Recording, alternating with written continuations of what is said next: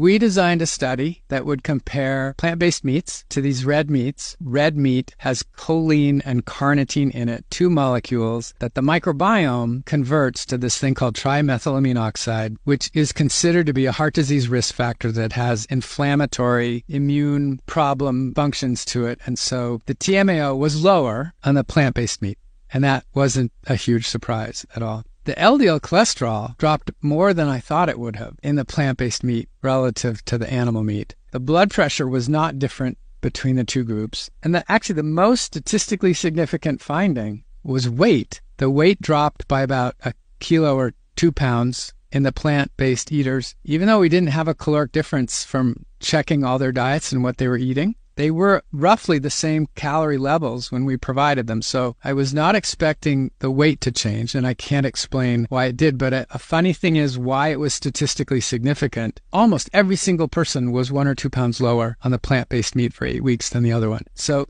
3 wins for plant-based over red meat if we're talking about health. 3 things they were getting slammed for in the press was, it's going to raise your cholesterol, raise your blood pressure, and you're going to be heavier. None of those were found in our study. So, Christopher, what's your verdict? It is healthy to swap from red meat? Yes, it is healthier.